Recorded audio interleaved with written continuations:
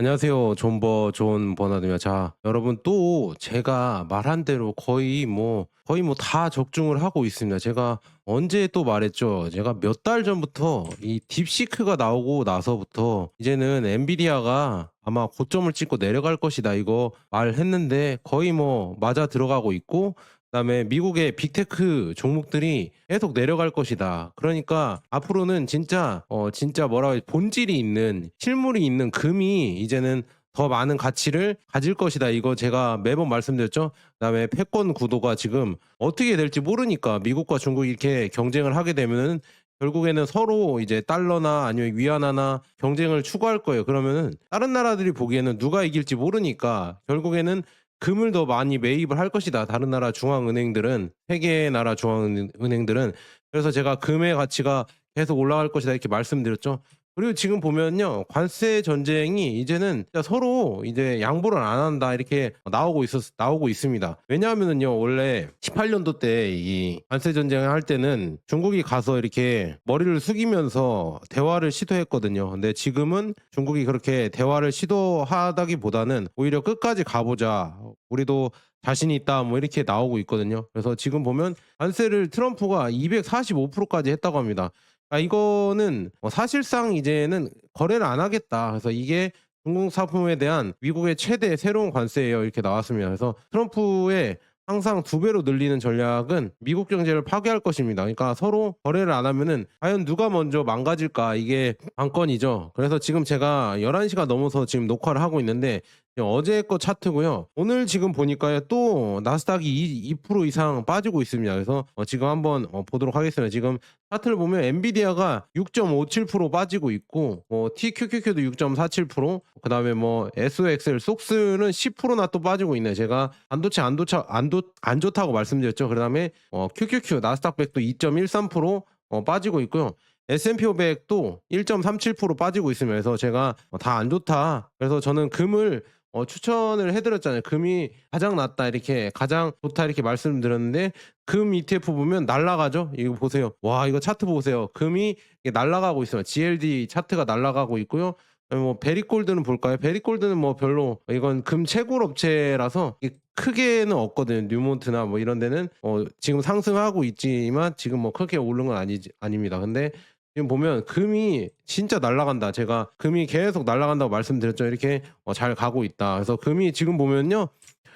하루 만에 $100가 늘어버려서 $100 이상 올라 버려서 이제는 $3,300를 돌파를 했습니다. 진짜 그냥 $4,000까지도 그냥 갈 수도 있을 것 같아요. 지금 이런 상승세로 봤을 때는 $4,000도 그냥 갈 수 있을 것 같습니다. 왜냐? 엔비디아나 지금 이런 반도체 관련 주식들이 무너지고, M7 종목들, 빅테크 종목들이 무너지고, 다 무너지다 보면 그 돈이 다 어디로 갈까?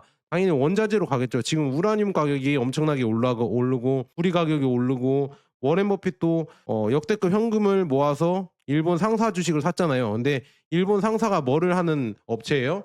세계 원자재를 다루는 회사잖아요. 그러니까 역시나 워렌 버핏도 원자재에 투자하고 있다. 그러면은 제가 봤을 때는 경제 위기가 올 거라고 워렌 버핏도 저는 예상을 하고 있는 것 같습니다. 그래서 참 이게 걱정이 많이 되고요. 그래서 금 가격 상승은 어떤 것 때문에 올랐냐 이렇게 물어보시면요. 중앙은행들이 달러를 못 믿겠다. 미국 채권을 못 믿겠다. 이렇게 하면서 금을 계속 사들이는 거예요. 그리고 미국의 지금 러시아 스위프트 제재를 보면서 야, 우리도 이제 미국 말 안 들으면은 저렇게 압수당하면서 당할 수 있겠구나. 그래서 뭐 세계 통화가 뭐가 있을까? 위안화도 아닌 것 같고 외환화도 아닌 것 같고, 그러면은 금을 모아야겠다. 금은 세계적으로 통용되니까 우리가 어디에서든 할 수 있으니까 금을 모아야겠다 해서 세계 중앙은행들의 이 금의 매입량이 엄청나게 늘어났다 이렇게 볼 수가 있습니다. 그래서 금의 가치가 계속 올라가고 있고요. 그래서 지금 위기에 처해 있다고 합니다. 왜냐? 다우 지수랑 지금 다우 투 골드 레이시오인데요. 이게 내려가면은 금이 많이 올라간 거죠. 그래서 금이 분모로 있으니까 다우 지수가 금값 대비 45년 추세를 깨고 있다. 원래는 금값 대비 아웃퍼폼을 했는데 이제는 추세를 깨면서 금이 더 가치를 올라가고 있다 이렇게 볼 수가 있으면, 그러면 제가 말씀드렸잖아요. 금의 가치가 계속 올라갈 것이고 결국에 AI 버블은 꺼질 것이고, 그러면은 AI가 계속 폭락을 하고 금은 계속 올라갈 것이다. 이거를 저는 미리 말했습니다. 다른 유튜버들은 뭐 모르죠. 이런 거 그냥 뉴스 읽어주기만 바쁜데 저는 뉴스를 보면서도 어떻게 전개가 될 것이다. 이거를 예상을 해 드리고, 그다음에 여러분들이랑 한번 이렇게 이런 의견들 나누면서 같이 가는 유튜버다 이렇게 말씀드리고요. 그래서 지금 달러 약세가 2006년 이후에 최고치를 기록했고, 금값은 새로운 최고치를 또 기록했습니다. 그래서 세계는 달러 이후 상황에 대비를 하고 있다. 이 지금 금값이 왜 이렇게 올라갈까요? 지금 엔비디아도 지금 문제가 있고 뭐 여러 가지 문제가 있겠지만, 왜 금값이 이렇게 올라가냐면 결국에는 여러분들, 우리가 말했잖아요. 패권이 흔들리고 있다. 패권이 흔들리고 있고, 달러에 이제 예전만큼 믿음을 사람들이 못 갖고 있다. 그래서 누가 1 등이 될 것인가, 누가 1 등이 될 것인가는 지금도 몰라요. 중국이냐 러시아냐 아니면은 뭐 일본이 될 수도 있고요. 아니면 다른 나라 브라질, 인도, 그다음에 미국 이런 데가 있는데, 누가 확실한 1 등이 될 것이냐 이걸 모르니까 '에라 모르겠다. 금을 사야겠다.' 해서 금으로 계속 사람들이 몰려가고 있어요. 그래서 금의 가치가 계속 오르는 거다. 이렇게 여러분들에게 말씀드리고요.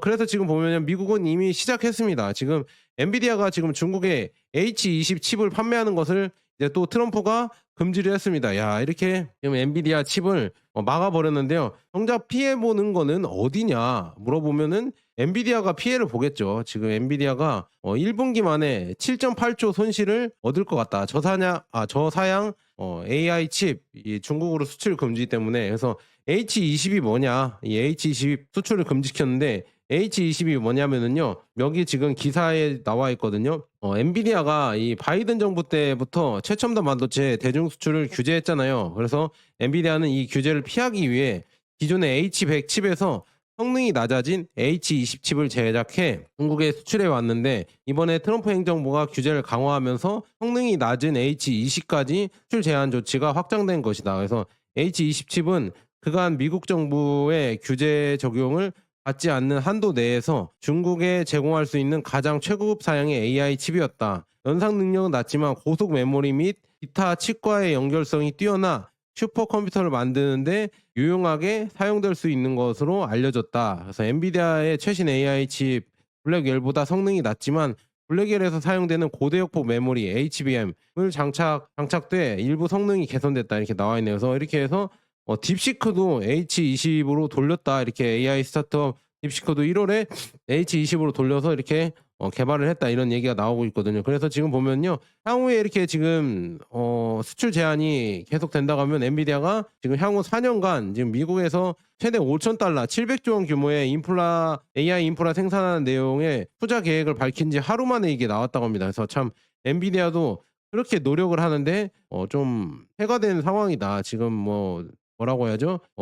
좀 미역국을 먹은 상황이다. 이렇게 볼 수가 있습니다. 그래서 엔비디아가 이렇게 열심히 했습니다. 지금 보면은요. 여기도 또 칼럼이 나와 있는데, 엔비디아는 미국 수출 규정을 준수하기 위해서 온갖 노력을 다했습니다. 그런데도 미국 정부는 100만 달러 마라라고 만찬을 마친 후 엔비디아 AI 칩을 금지했습니다. 이제 55억 달러가 증발했습니다. 실리콘 단두대에 오신 것을 환영합니다. 그런데 엔비디아를 지금 보시면요. 이 H20이라는 이 칩이 다운그레이드 돼서 중국에 수출이 되는 건데요. 흥미로운 점은 뭐냐면요. 중국에서 이 특정 히토류 있잖아요. 디스프로슘이라고 이 히토류 원소가 있어요. 이게 투입되지 않으면은 엔비디아 칩을 만들 수 없다는 것입니다. 그러니까 엔비디아의 이제는 고성능 반도체는 이 칩이 없으면 만들 수 없는데요. 이 다운그레이드된 H20이라는 칩은 이제는 중국에서도 점점 대체를 하고 있습니다. 그래서 이게 점점 중국은 만들 수 있는데, 이제 엔비디아의 고성능 칩은 히토리가 없어서 못 만들 가능성이 커진다. 이렇게 볼 수가 있습니다. 그래서 이렇게 되고 있습니다. 그래서 엔비디아가 그렇게 노력을 했는데도 이제는 그런 노력이 쓸모가 없어졌다. 이렇게 볼 수가 있으면서 엔비디아 이러는 계속 노력이 있었지만, 결국에 트럼프 정부를 제가 봤을 때는 자기가 그냥 내키는 대로 하는 것 같아요. 자기가 옳다고 하면은요, 다음 얘기 듣지 않고 그냥 그대로 밀어붙입니다. 근데 그게 뭐 올바른 방향이면 좋을 텐데, 올바르지 않은 방향이라고 하면은요, 결국에는 안 좋아질 거라고 저는 보고 있거든요. 그래서 그게 참 걱정이 지금 많이 되고 있고요. 그다음에 이제는 엔비디아의 저는 아킬레스건이 뭐냐면 이 수출이 아닙니다. 수출 제한이 아니라 이 딥시크가 나오고부터 엔비디아는 점점 하락세를 겪을 것이라고 제가 이거 예상을 했죠. 저 말고 이거를 예상한 사람이 있나요? 거의 없죠. 안유아 교수님이나 그 정도 그분들이나 했을 것 같고요. 그냥 기존에 보면은 뭐 경제 유튜버나 아니면은 뭐 여러 가지 주식 유튜버들은 이거 예상을 안 했죠. 저는 딥시크 나오고부터 그전부터도 알고 있었지만 이미 이거를 보면서 느꼈어요. '아 딥시크가 나오면서 엔비디아는 큰일 났구나.' 왜냐 딥시크가 나오면서 뭐가 좋다고 했어요? 10분의 1 가격으로 오픈 AI의 10분의 1 가격으로 이걸 할 수가 있다. 그러니까 엔비디아의 비싼 GPU가 이제 필요가 없는 거예요. GPU나 아니면은 뭐 AI 데이터 센터가 그렇게까지 필요하지 않는다. 그러니까 예를 들어서 우리가 출퇴근을 하는데 람보르기니를 타고 가는 거 아니잖아요. 포르쉐나 람보르기니를 타는 게 아니라 그냥 아반떼만 타고 아니면은 소나타만 타고 가도 가성비가 나오니까 그렇게만 하면 되니까 결국에는 이제는 이 GPU에 대한 AI 데이터 센터에 대한 엔비디아가 많이 들어가는 이런 고성능 반도체가 그렇게까지 많이 필요하지 않을 것 같다. 그런데 문제는 뭐냐면요, 여러분들. 이 엔비디아는 이미 그 예상치를 다 반영을 해서 주가가 이렇게 올라 버렸죠. 그래서 지금 주가를 보면요. 여기 고점에서 이제 돌파를 못 하고 들어 눌러, 들어 눌러, 들어 눌러, 들어 눌러, 들어 눌러 이렇게 이런 식으로 아래로 이렇게 계단식으로 내려가고 있으면 지금 큰일 났습니다. 이렇게 이런 식으로 아래 추세를 얻어서 저는 제가 예전부터 말씀드렸죠. "엔비디아 안 좋다." 여러분들에게 계속 말씀드렸어요. "엔비디아 좋지 않으니까 조심하셔라." 이거를 예전부터 말씀드렸습니다. 딥시크 나올 때부터 "이거 큰일 났다." 그전부터도 제가 M7 종목들이나 빅테크 종목들이나 많은 돈이 물렸기 때문에 "이거를 조심해야 된다." 이렇게 말씀드렸죠. 그다음에 딥시크가 이렇게 나오면서 얘네들은 오픈 소스화하면서 서로 협력을 해서 이제는 이런 장비까지 나옵니다. 엔비디아를 대체할 수 있는 지금 장비가 또 나왔습니다. H20보다 훨씬 좋다. 이게 더 큰 트리거거든요. 제가 봤을 때는 엔비디아의 지금 H20 이 관세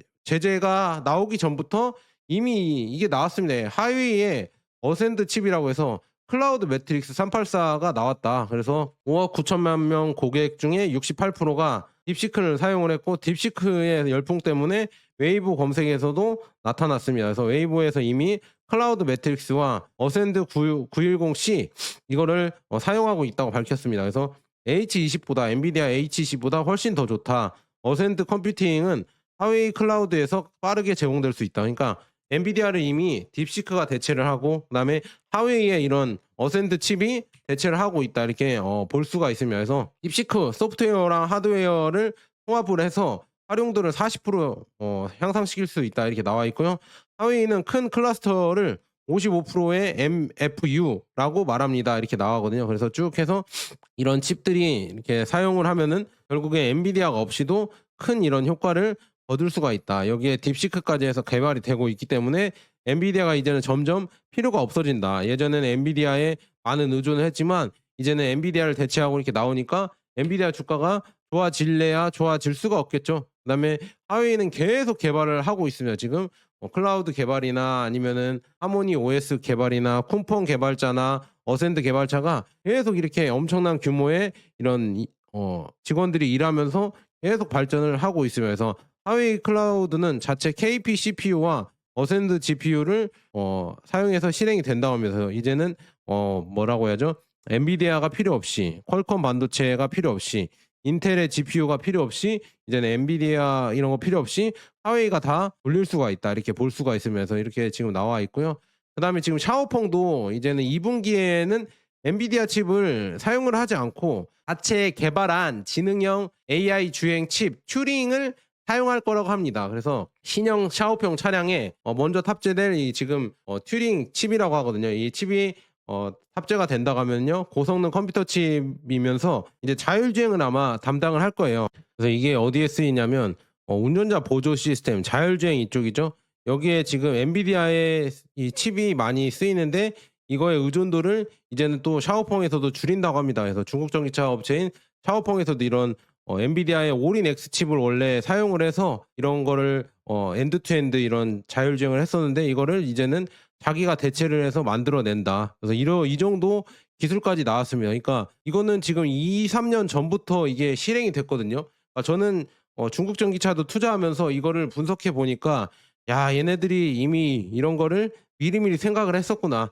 반도체 제재가 들어올 걸 미리 생각하고 엔비디아 이런 반도체 제재가 들어올 걸 생각을 하고 샤오펑이나 리오토나 니오나 다들 이제는 자기의 칩을 개발하려고 2-3년 전부터 이걸 계속 하고 있었는데 이제 점점 칩들이 나오는구나 이렇게 볼 수가 있었습니다. 그래서 샤오펑 그다음에 비아디, 지컨, 니오토 이런 업체들 차이나 전기차 업체들도 이제는 자체 칩이 나오면서 이제 점점 엔비디아의 칩에 의존됐던 거를 뛰어넘을 수도 있겠구나. 이거는 근데 얘네들이 했어야 됐어요. 왜냐? 트럼프가 들어서면서 결국 결론이 나왔죠. 그래서 이제는 엔비디아를 대체하면서 갈 수가 있다. 그러면은 엔비디아 가치가 계속 떨어질 수밖에 없다니까요. 제가 그거를 그러니까 미리 예상을 한 겁니다. 그래서 여러분들 진짜 이거 대단한 거 아닙니까? 저는 미리 예상을 했고요.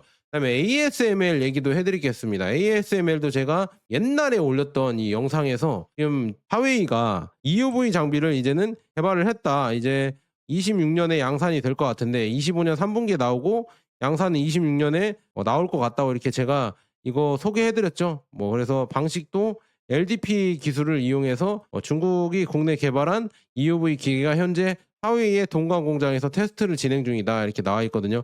이게 만약에 나온다고 하면은요, 이것도 또 이제는 트리거가 되지 않을까. 그래서 ASML이 지금 발등에 불이 떨어졌죠 지금. 그래서 수주 부진에 매출 전망도 암울하고 반도체가 지금 다시 겨울이 올 것이다. ASML이 계속 안 좋아질 것 같습니다.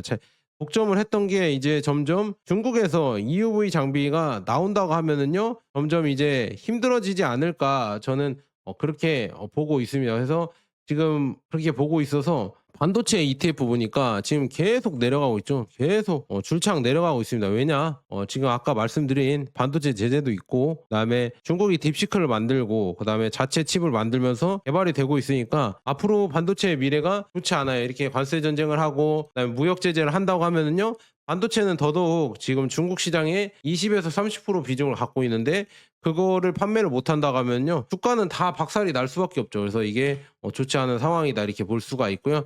그다음에 지금 뭐 중국은 AI 기술도 계속 커지고 있죠. 그래서 차이나 휴머노이드 이렇게 해서 나오고 있는데 인간 로봇 공급 업체가 지금 보니까 아래에 보니까 이게 다 죄다 중국이죠. 중국 업체들이 거의 뭐 이거를 선점을 하고 있다 이렇게 볼 수가 있으면서 이게 많으면 많을수록 결국에는 로봇을 잘 만들어낼 거 아니에요. 서로 부품을 공급하고 그다음에 공유를 하고 이런 걸 하면서 더 빠르게 발전할 수 있잖아요. 그래서 이게 이렇게 봤을 때 결국에는 이 지금 로봇 산업도 중국이 해내지 않을까. 이미 로보락으로 로봇 청소기에 지금 혁명을 일으키고 있죠. 거기에 이제는 더 개발을 한다고 하면 휴머노이드 로봇이 되는 거예요. 휴머노이드 가사 로봇이. 그런 거를 가장 먼저 만들어내고 상용화할 수 있는 이런 나라가 어딜까. 뭐 여러분들은 테슬라라고 보시나요? 테슬라보다 오히려 저는 유니트리나 유비테크가 그렇게 하지 않을까 저는 그렇게 조심스럽게 예측을 해보고요.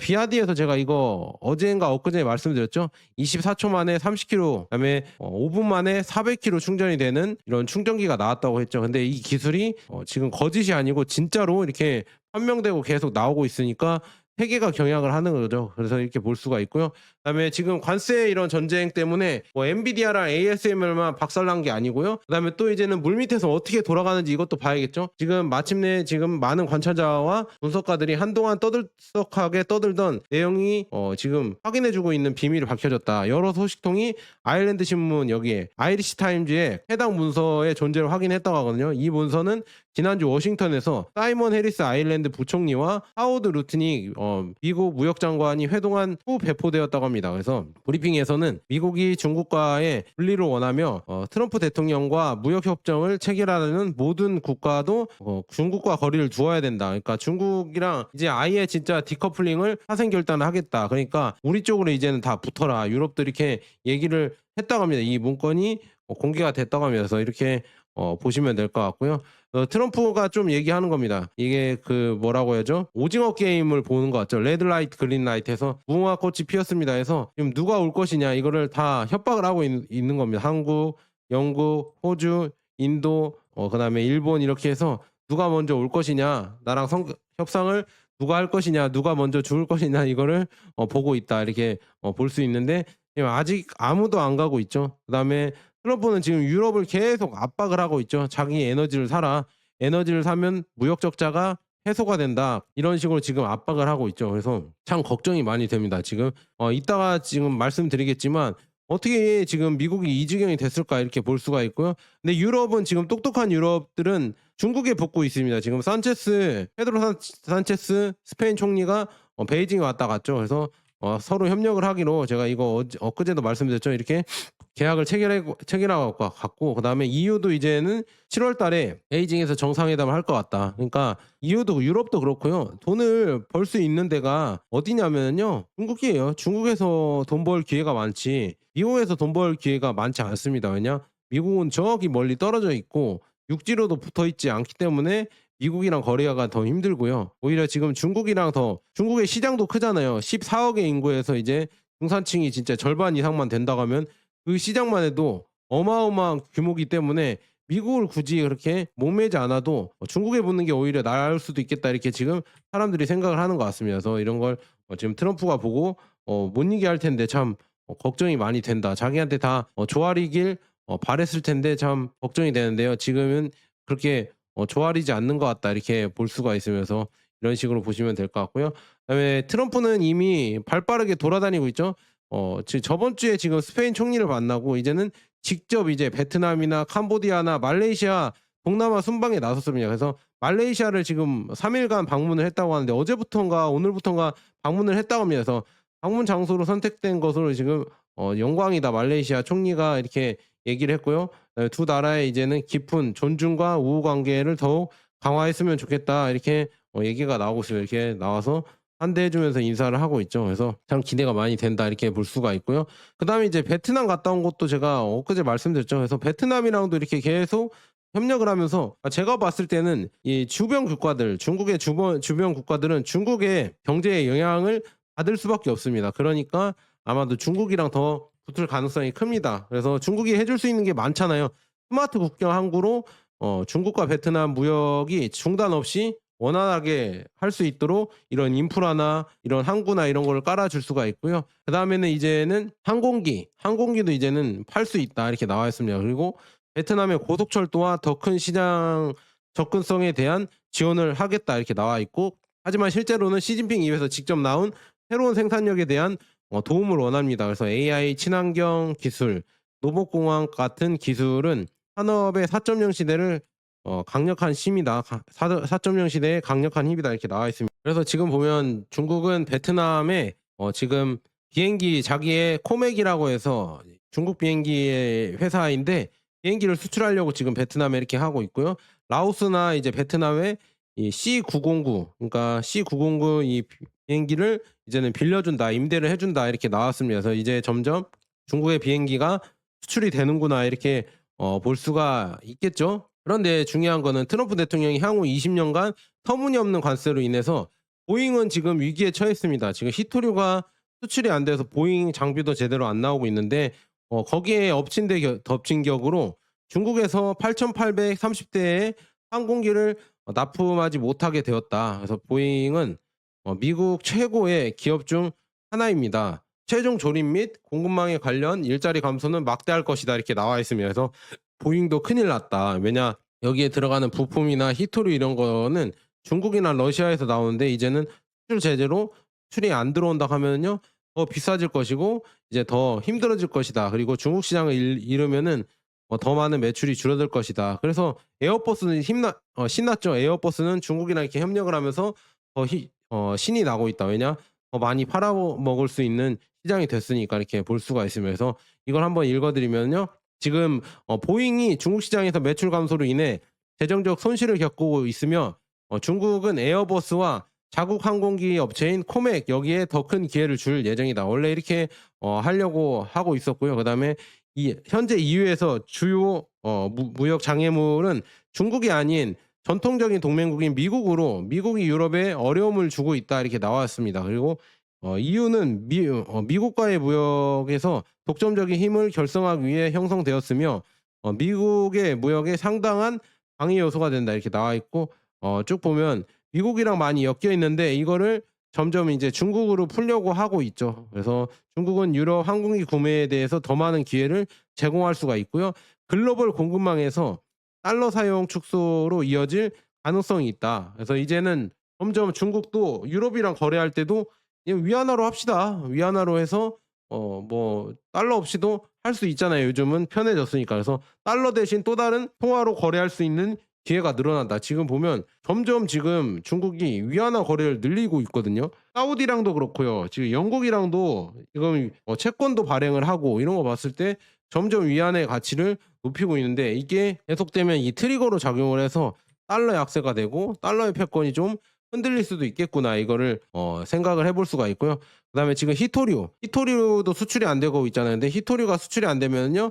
대표적으로 F-35 전투기랑 초음속 미사일, 그다음에 풍력 터빈, 스마트폰을 생산을 할 수가 없다고 합니다. 그래서 이게 참 아킬레스건이다. 지금 미국의 아킬레스건이다 이렇게 볼 수가 있습니다. 그래서 이것도 참 걱정이 많이 되고요. 계속 가보도록 하겠습니다. 자, 그래서 관세 정책으로 인해서 보잉은 생산 비용이 증가를 하고요.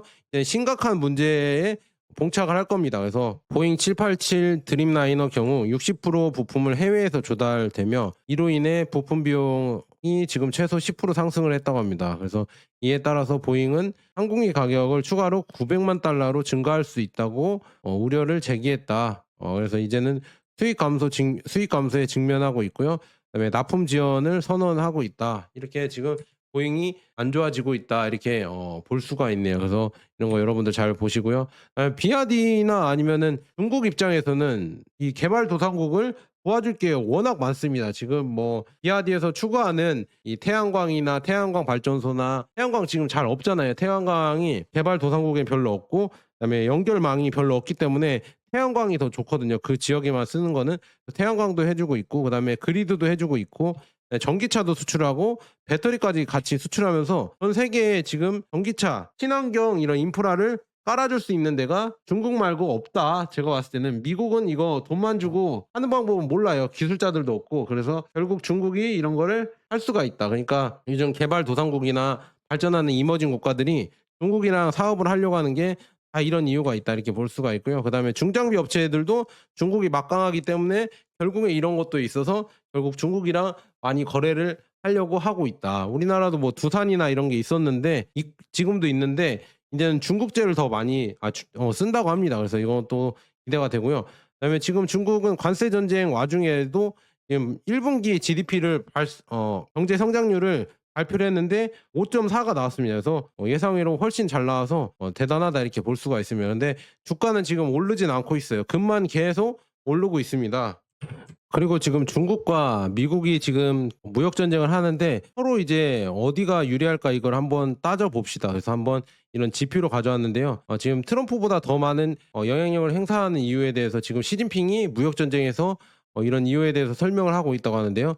매우 간단하다고 합니다. 매우 간단합니다. 중국은 미국의 첨단 기술 제품을 수출하고 미국은 중국의 저기술 제품을 수출합니다. 그래서 중국은 다른 방법보다 미국에서 수입하는 제품을 더 쉽게 대체할 수 있다. 그래서 지금 이런 식으로 나와 있거든요. 중국에선 하이 밸류 테크, 그러니까 고도로 이제 뭐라고 하죠? 첨단 기술을 수출을 하고요.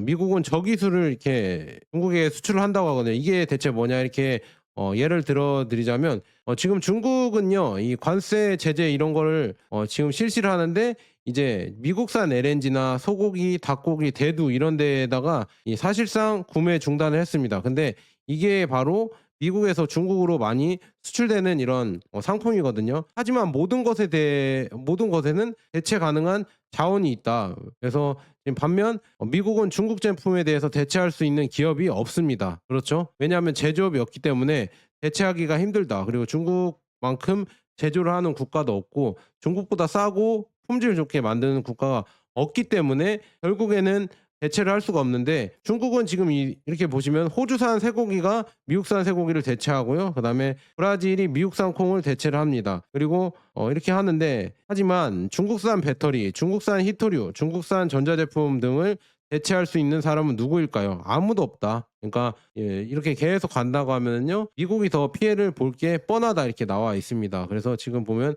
중국은 트럼프 대통령이 존중을 표하고 대만 문제를 다루기 위한 미국의 회담을 원한다면 논의에 응할 의사가 있다고 밝혔다고 합니다. 그래서 이렇게 지금 나와 있다. 서로 엄청난 대립을 하고 수싸움을 하고 있는데 저는 중국이 점점 판정승을 거두는 거 아닌가 저는 그렇게 보고 있고요. 그다음에 일본의 장기 국채 수익률 곡선이 이제는 통제력을 잃고 가고 있다고 합니다. 이런 분명한 신호가 나왔다. 그래서 일본의 30년 만기 국채 금리가 2004년 이후 2.845 이렇게 기록한 것은 얼마냐? 단순히 지역적인 현상이 아니다. 이는 전 세계적인 파급 효과를 미치고 있습니다. 그래서 일본은 미국 국채의 최대 외국인 보유국이자 글로벌 캐리 트레이드의 핵심 참여국입니다. 그런데 일본 국채 금리 상승은 일본 금융기관들이 자본을 본국으로 환수하고 해외 포지션을 정리하고 달러 자산에 대한 노출을 줄이도록 강요하여 미국 국채 금리와 환율 변동성에 압력을 가하고 있습니다. 그래서 이번 급등은 수십 년간 세계 위험 자산을 지탱해온 디플레이션 체제의 종말을 알리는 신호이기도 합니다. 이렇게 나와 있네요. 디플레이션이 이제는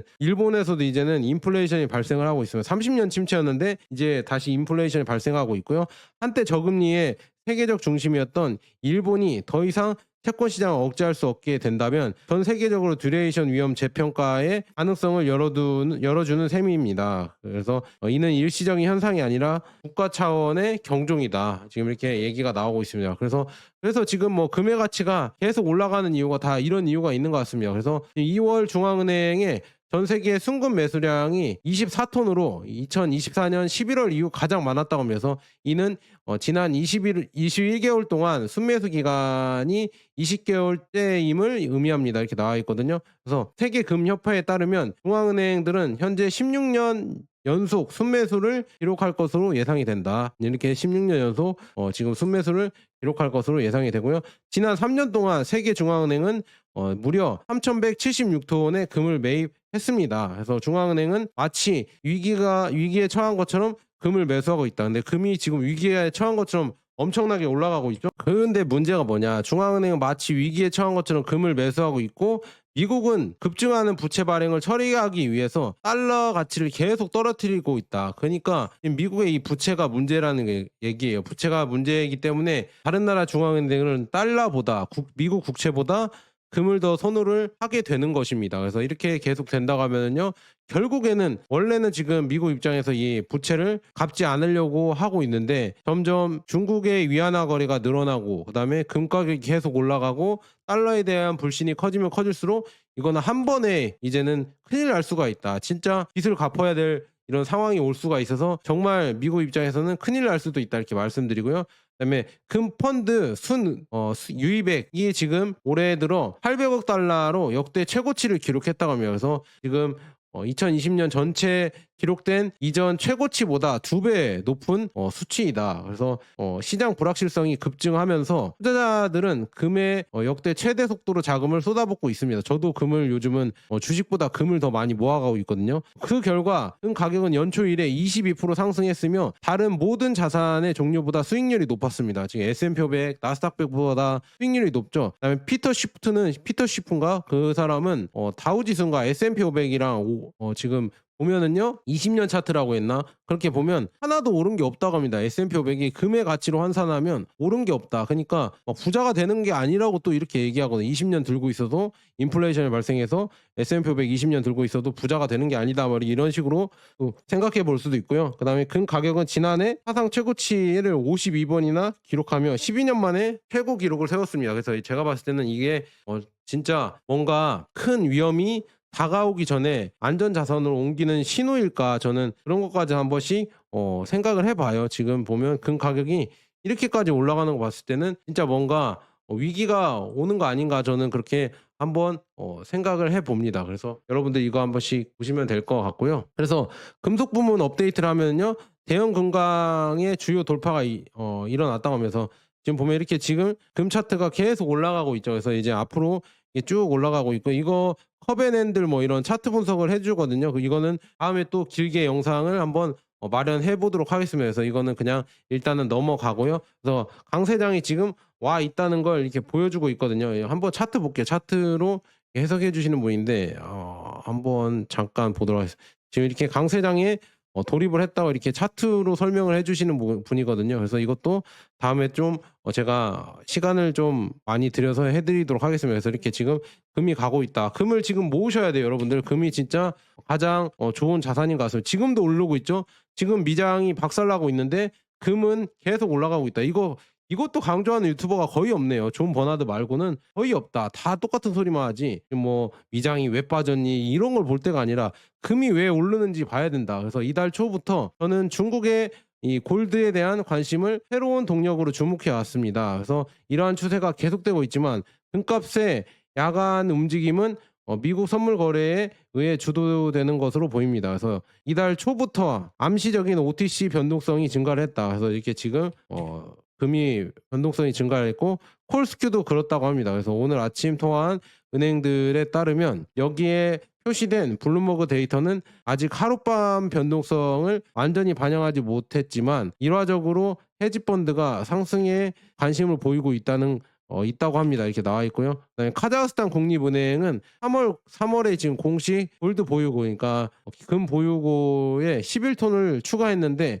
이는 2014년 8월 25톤 이후 가장 큰 월간 증가폭입니다. 그래서 이로써 카자흐스탄 국립은행의 금 보유고는 현재까지 순매수 6톤을 증가했으며 총 금 보유량이 291톤이다. 야, 카자흐스탄이 우리나라보다 거의 뭐 두세 배 많네요. 지금 우리나라는 104톤이라고 하는데 그것도 영단은행에 넣어놓고 우리가 갖고 있지도 않다는데 참 걱정이 된다. 그래서 영국 은행에서 빨리 받아와야 되고요. 그다음에 이런 지금 금의 지금 가치가 계속 올라가고 있고 세계 패권이 이제 바뀌려고 하고 있는데 흔들흔들 거린다는 얘기예요. 금이 이렇게 올라간다는 얘기는 미국이 일장이 아닌 것 같다 이렇게 의심하는 사람들도 많고요.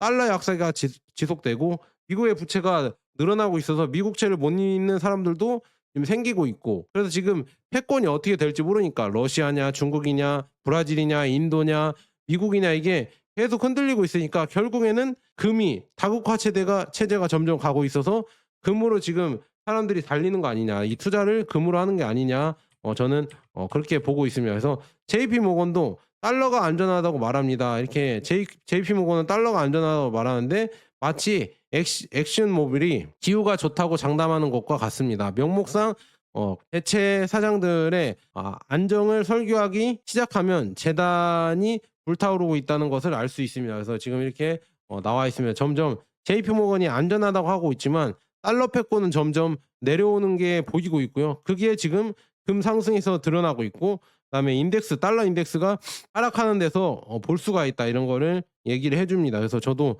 세상이 진짜 이렇게 빠르게 바뀌나 저는 진짜 궁금하거든요. 지금 그래서 세상이 이렇게 빨리 바꾸고 있구나. 탈달러화로 또 달려가는 게 맞나 이렇게 한 번씩 생각해 보게 됩니다. 그래서 이런 것도 자세하게 또 다음에 해드릴게요. 영상이 너무 길어져서 자세하게 해드리려면 금만 따로 빼서 자세하게 해드리도록 하겠습니다. 그래서 금이랑 관세랑 해서 어떻게 될 것인가, 지금 여러 가지 지금 이런 칼럼들도 있거든요. 이런 거 한 번씩 우리가 보면서 한번 얘기를 해드리도록 하겠습니다. 그래서 앞으로 지금 관세 전쟁은 계속 될 것 같고요. 이거는 점점 길어지면서 오래 될 것 같다. 그래서 이거를 과연 누가 이길 것인가, 이거를 여러분들 잘 생각을 해 보셔라. 그래서 누가 이길 것인가 생각하고 여러분들 거기에 거시면 되겠죠. 그래서 그렇게 하시면 될 것 같고요. 어제 뭐 얘기했던 틱톡이랑 지금 이런 게 여기에서 지금 명품백이 값싸게 이렇게 나와서 비싸게 팔리고 있다 이렇게 나와 있거든요. 그래서 이런 거 봤을 때 점점 미국이 좋지 않은 것 같다. 그래서 금을 모아 가셔라. 지금은 주식도 모르겠어요. 지금 중국 주식도 빠지고 있고, 왜냐 이런 반도체 제재 이런 것 때문에 중국 주식도 빠지고 있고 미국 주식도 빠지고 있거든요. 근데 금은 지금도 계속 잘 가니까 여러분들 금을 많이 모으는 게 좋지 않을까 이렇게 봅니다. 자, 여기까지 존 버나드였고, 여러분 계속 지금 트럼프의 관세 전쟁으로 지금 미국과 중국의 이런 여러 가지 스토리가 계속 생기니까 업데이트 되면 제가 매번 빨리 찾아와서 여러분들이 설명을 해드리도록 하겠습니다. 자, 여기까지 존 버나드였습니다. 감사합니다.